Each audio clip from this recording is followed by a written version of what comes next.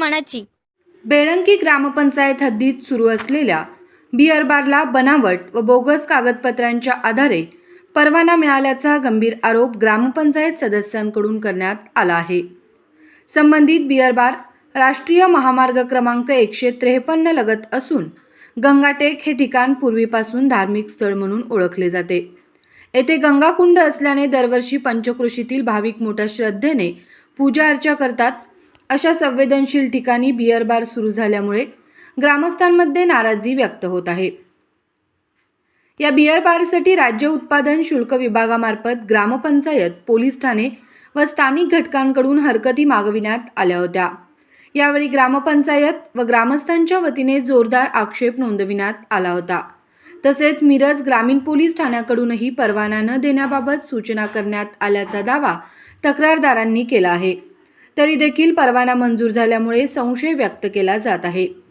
या प्रकरणी संगनमत करून पदाचा गैरवापर केल्याचा आरोप करण्यात आला असून ग्रामस्थांच्या हरकतीकडे दुर्लक्ष करून तसेच आवश्यक प्रक्रिया न पाळता घाईघाईत कागदपत्रे तयार करण्यात आल्याचे सांगितले जात आहे।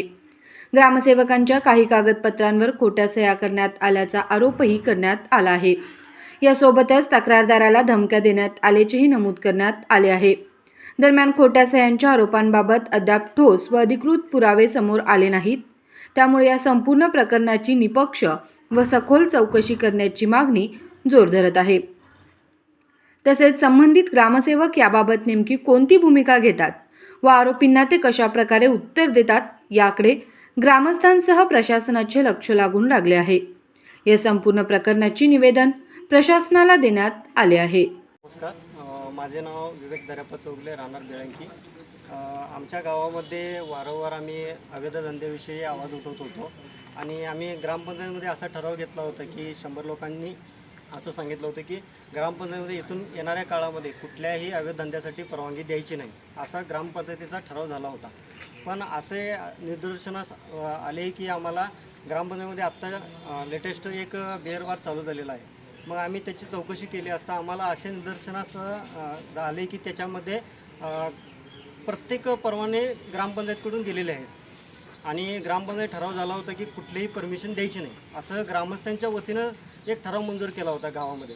गेले आम्ही 3 वर्षे याचा पाठपुरावा करत आहोत, पण असं जे भोगळ कारभार चालू आहे त्याच्यामध्ये असं ग्रामपंचायतीमध्ये विचारले असता ग्रामसेवकांनी असे सांगितले आहे की माझ्या सहीचा गैरवापर केलेला आहे, असे त्यांनी राज्य शुल्क अधिकारी यांच्याकडे ईमेलद्वारे त्यांनी माहिती पण दिलेली आहे की माझ्या सहीचा गैरवापर केलेला आहे परवानगी देण्यासाठी। आणि असे जर अधिकाऱ्यांची सहीचा गैरवापर होत असेल तर प्रशासनाला पण हा प्रश्न पडायला हवा की एखाद्या जर अधिकाऱ्याचं जर असं विदाऊट त्यांच्या इन्फॉर्मेशन न घेता स्टाम्प आणि सिग्नेचर घेऊन जर त्यांच्या सहीचा वापर असं परवानगीसाठी करत असतील तर ही फार वाईट गोष्ट आहे आणि ह्याच्यावर योग्य ती कारवाई करावी। आणि एवढंच आम्हाला सांगणं आहे की आम्ही बाकी लेवलला सगळे जिल्हाधिकारी कार्यालय असू दे, मिरज ग्रामीण असू दे, सगळ्या ठिकाणी आम्ही लेखी स्वरूपात एक अर्ज सादर करणार आहोत। यांच्यावर योग्य ती कारवाई करावी हीच एवढी अपेक्षा आहे।